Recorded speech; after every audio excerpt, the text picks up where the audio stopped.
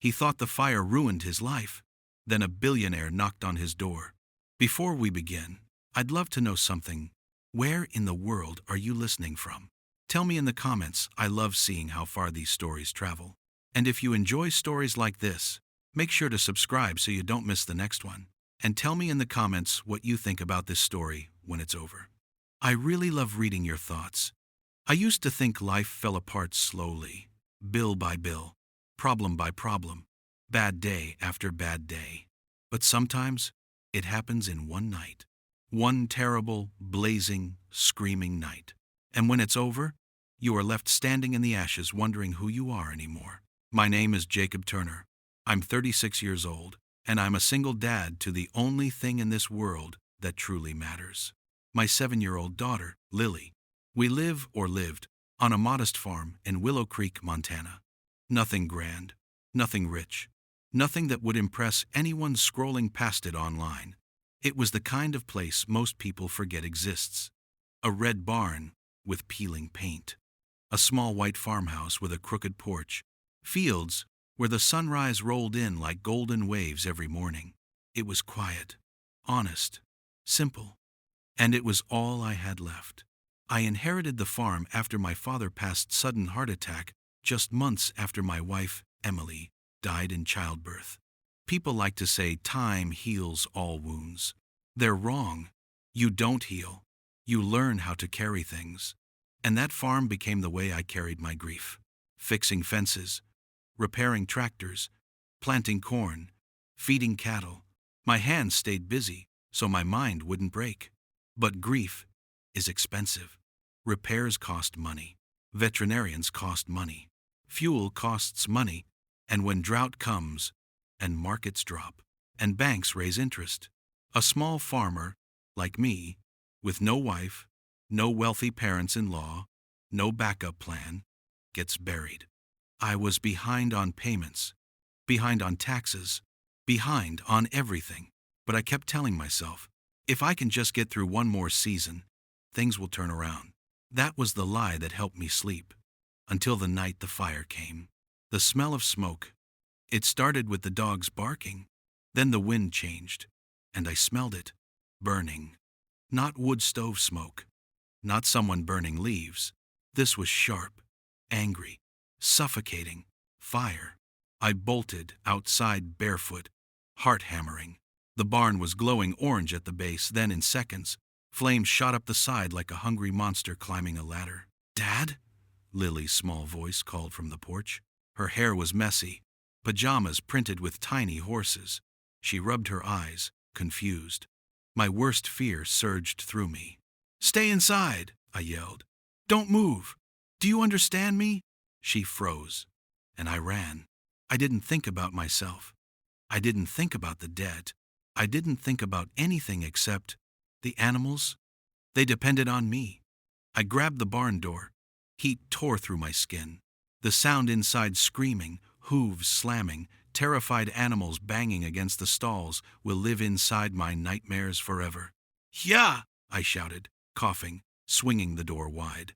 Smoke punched my lungs. I grabbed halters, kicked gates open, slapped rumps, dragged what I could. A horse bolted past me into the night. A calf stumbled beside him. I lost track of time.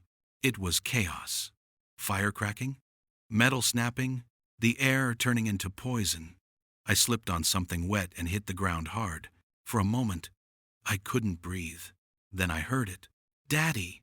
Lily. Too close. I stumbled outside. She stood near the porch steps, crying, calling my name. "Get back inside!" I yelled again, harsher this time. She flinched, and my heart shattered. But fear makes you sound like a monster. I sprinted to her, scooped her up, carried her inside, slammed the door, and dropped to my knees so we were eye level. "Listen to me," I whispered, holding her shoulders. "Something very bad is happening. I have to deal with it. You stay here. Crawl under your bed if you have to. Do not come outside unless I come get you. Do you understand?" Her lip trembled, but she nodded. "Okay." I kissed her forehead. "I love you. I'll be back." I didn't know whether that was true. When the sirens came, By the time fire trucks roared down the gravel road, the sky was painted blood red. Neighbors showed up. Someone shouted orders. Someone handed me water. I watched, helpless. As firefighters battled the blaze, I could no longer fight. When the roof caved in, it sounded like thunder. And I knew everything my father worked for, everything I'd bled for, everything Lily was supposed to inherit, was gone. The insurance inspector would later say words like electrical fault, dry season, accelerant in the walls, possible arson. But standing barefoot in the frozen dirt that night, ash falling like black snowflakes, none of that mattered. All I could think was, how do I tell my daughter her world is gone? Lily crawled into my lap sometime past sunrise. We sat wrapped in a blanket, watching the smoke curl like ghosts. Is the barn sleeping? She asked. Children always ask the hardest questions. No, I whispered. It's gone. She pressed her ear to my chest, listening to the one thing still beating. I'm scared, Daddy. Me too, I said. I didn't lie to her, because the truth was worse. I wasn't just scared, I was broken. The bank meeting. 3 days later, I sat across from Mr. Caldwell at Willow Creek Savings and Trust, smelling faintly like burned wood and old coffee. He shuffled papers like a man about to apologize for something he absolutely intended to do. Jacob, you know I've always liked your family, he began. That's never a good sentence. But the barn represented significant collateral value for your existing loan. Without it, the account is considered insecure. He slid forms across the desk. Foreclosure warnings, deadlines, numbers I couldn't comprehend. I need time, I said, voice tight. I've already extended as much time as I can. If you can't pay, we will have to take the property. Take the property, the land, the house, the fields where Lily learned to walk. Please, I whispered, surprising even myself. I have a daughter. We've lost everything. I can rebuild if you just give me. He sighed. Jacob, there may not be anything left to rebuild. The shame of the supermarket pride is funny. It tastes like metal. A week later, we were in the grocery store with WIC vouchers and a small amount of cash I scraped from selling scrap metal from the barn. Lily pushed the cart happily. She didn't understand the math of hunger yet. She picked up a box of strawberries and looked at me hopefully. I checked the price. Too much. I swallowed. Not this time, kiddo. She nodded bravely and put them back. She was always braver than me. At the checkout, the woman ahead of us had a perfect manicure and sunglasses perched atop her head, although it was cloudy. She smelled like money. She glanced at our small pile. Bread, milk, beans, generic cereal, then at Lily's worn sneakers, then at me. And she smiled politely, the way people smile when they're pretending not to judge. I kept my eyes down. Shame burns worse than fire. The knock. That night, after I tucked Lily into bed and stared at the empty place where the barn used to be, there was a knock at the door. Not a neighbor's knock. Firm, confident, like someone who expected to be let in. I opened the door. A black SUV sat in the driveway, headlights still on, and standing on my porch was a man in an expensive coat. Tall, silver hair, eyes like someone who had seen things most people only read about. Jacob Turner? He asked. Yes? He extended his hand. My name is William Archer. The name hit me before I understood it. Archer, as in Archer Industries, as in billionaire ranch owner, real estate, technology, philanthropy, practically legend around Montana. What are you doing here? I asked, confused. He didn't smile. I heard about the fire, he said softly, and what the bank intends to do. My stomach twisted. How? I make it my business to know what happens to land around here. His gaze drifted past me, toward the charred remains in the moonlight. I knew your father, he said quietly. Before I could respond, he added, and I respected him. A silence stretched. Then he looked me in the eye and said the last thing I expected. Jacob, I'd like to help you. The first morning after the fire didn't feel real. The house smelled like wet ash and burned wood. Every time I breathed in, it felt like the memory of flames crawled back into my lungs. Outside the window, the fields looked wrong, blackened, quiet, empty. Where there used to be rows of green, there was only smoke curling into the gray dawn.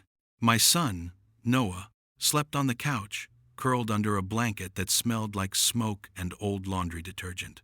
His small chest rose and fell, peaceful, as if the fire had burned everything but his dreams. If there was one mercy in all this, it was that he hadn't seen the worst parts. I'd carried him outside when the smoke alarm screamed and flames licked the rafters. He cried. He clung to me then, exhausted. He slept in the neighbor's truck while I watched our barn crumble. The insurance adjuster hadn't arrived yet. The bank officer's voicemail message had been clear and cold as winter steel. Without collateral, Mr. Harris, I'm afraid there is nothing else we can extend. And the vet bill still sat on the table, a folded paper full of numbers, each of them cutting deeper than the last. I poured stale coffee into a chipped mug and let silence fill the rooms between everything we had lost and everything we could no longer pretend to keep. For a moment, I let myself think of my wife, of how she'd love this farm more than anything. I could almost hear her voice, steady and stubborn. As long as we're together, this place can always come back. I swallowed hard. Together. That was the one thing we no longer were. She had been gone for 3 winters now. Buried on the hill overlooking the pasture, the only place in the county where the sun still found us first in the mornings. I looked at Noah again. I didn't have the luxury of falling apart. I had bills. I had land. I had a son. And I had nothing left to sell. Around mid-morning, I went outside to assess the barn. Charred beams lay like ribs exposed after a battle. The tractor was nothing more than melted tires and twisted metal. The chicken coop had collapsed completely. The quiet was the worst part. No wind rustling the cornstalks. No low voices of cattle. Just emptiness. I kicked at the dirt near my boots and felt the sting of defeat rise in my chest like a storm about to break loose. That's when tires crunched on the gravel road. A long, black SUV, the kind you only saw in movies or near politicians, rolled up the driveway and stopped. For a second, I thought maybe it was insurance. Maybe it was some official. But then the back door opened. A man stepped out. Tall. Maybe mid-50s. Hair silver, but sharp eyes that took everything in with quiet, calculating interest. He wore a tailored coat that probably cost more than everything left standing on my land. He looked around, slowly, respectfully, as if he was taking in someone's grave. Then he turned his attention to me. Mr. Harris? His voice was calm, gentle. Yes, I said carefully, wiping my hands on my jeans. What can I do for you? He extended his hand. My name is Daniel Whitford. I froze. Everyone in 3 counties knew that name. Whitford Industries. Energy. Tech. Logistics. Land development. A billionaire. The billionaire. I shook his hand, wary. I don't understand, I said slowly. What brings someone like you out here? He glanced again at the burned barn. At first, business, he admitted. Then his tone softened. But that changed when I learned your story. My chest tightened. My story. He nodded. I bought the land beyond that ridge last year. Part of your old western pasture used to connect to it. My team told me there was a man here, still holding on while everything around him was collapsing. A widower.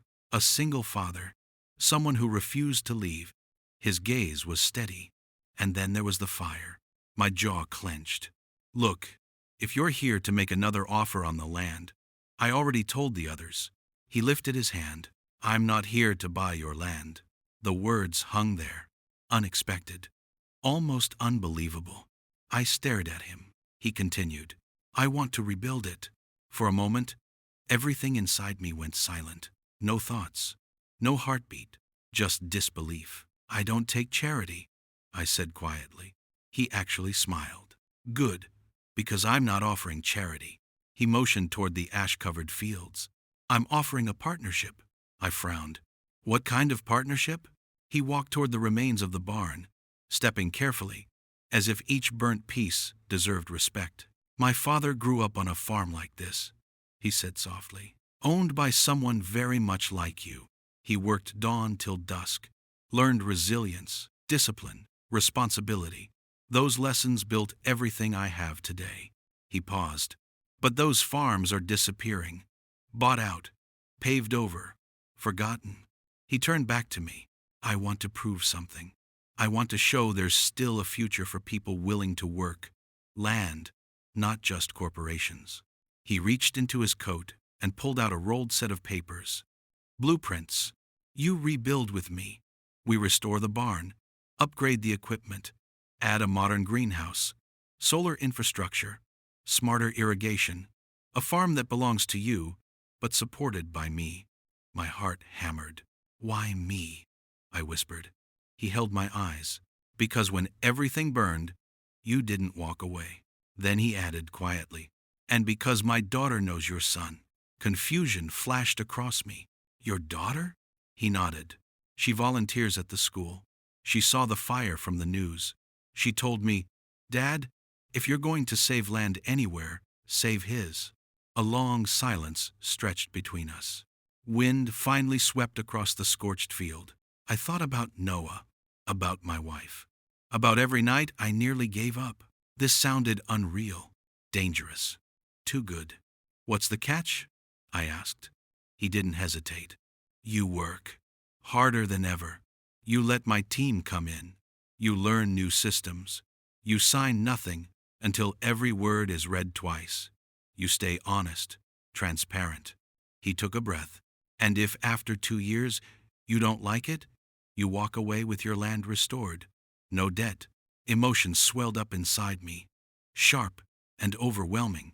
I swallowed. Why would anyone do that? He smiled faintly.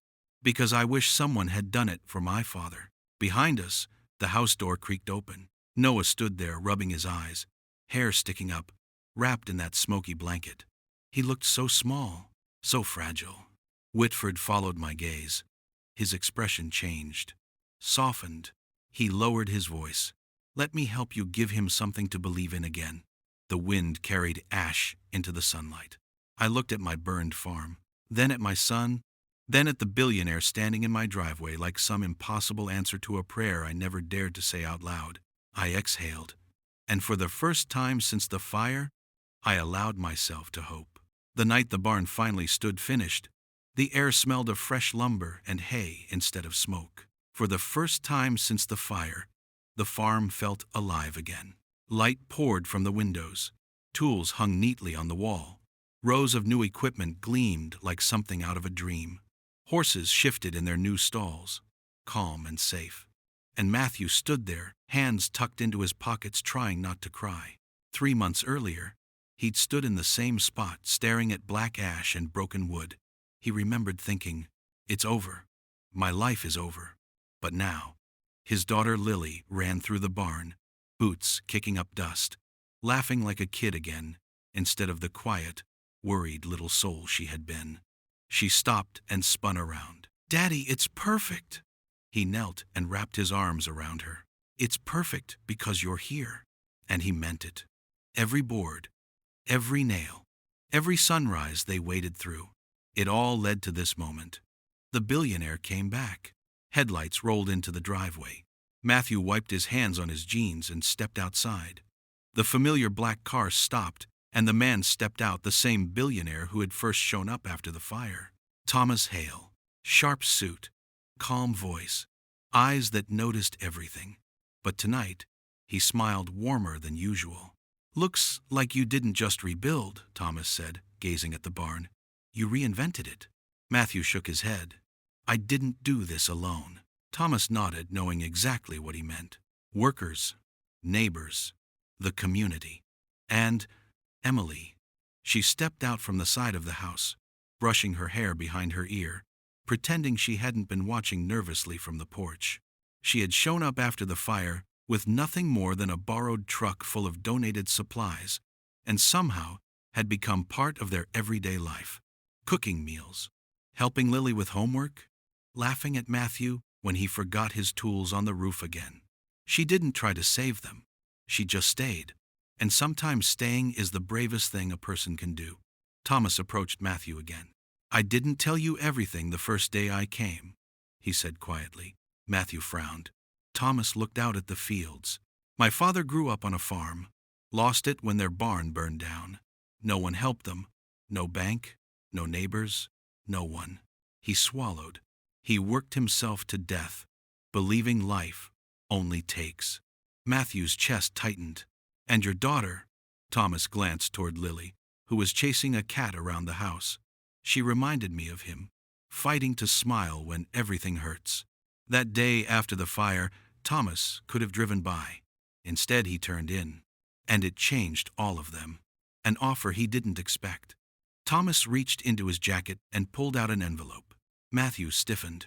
I don't need charity, he said quickly. Thomas laughed softly. It's not charity. He handed it over. Inside, a contract and a logo. Hale Agricultural Foundation. Matthew stared. Thomas explained. I want to partner with you. Not buy the farm, not own it. Partner. Matthew blinked. You rebuilt something honest here. Something my father would have been proud of. I want to turn this place into a model for other struggling farms. A place where people can come, learn, rebuild, restart. Matthew looked from the contract to the barn, to Lily, to Emily. And you chose me? Thomas shook his head. No, I chose the man who refused to quit loving his life even when it burned. Matthew had to look away because his eyes were full. Love doesn't always arrive like a storm. Later, after Thomas left and Lily finally fell asleep, Matthew and Emily stood near the fence watching the stars. Crickets sang. Wind brushed the fields. The barn lights glowed like a promise kept. You're quiet, Emily said softly. He chuckled. I'm just thinking how none of this makes sense. Fire.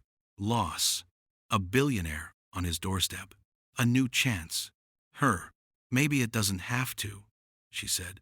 Maybe it just has to be real. He turned to her. You could leave, he whispered. You don't owe us anything. She smiled sadly. I know, but I don't want to leave. Silence sat between them, gentle, not heavy. Then he reached out, fingers brushing hers. Not asking, not rushing, just acknowledging. She squeezed back, and that was enough. The morning after, sunlight spilled over the fields. Roosters crowed. The world moved forward. Matthew opened the barn doors and felt something he hadn't in years. Peace. Not because the farm was perfect. Not because money problems magically disappeared. Not because life had become easy. But because he wasn't alone anymore. As Lily came racing out of the house, laughing, as Emily walked onto the porch, coffee in hand, as he looked at the barn they rebuilt with bare hands and unbroken hearts, he realized, the fire didn't ruin my life. It burned away everything that was never meant to stay. Sometimes loss isn't the ending. Sometimes loss is the clearing. And on the other side, if you keep walking, you find something stronger, something steadier, something beautiful, a new beginning.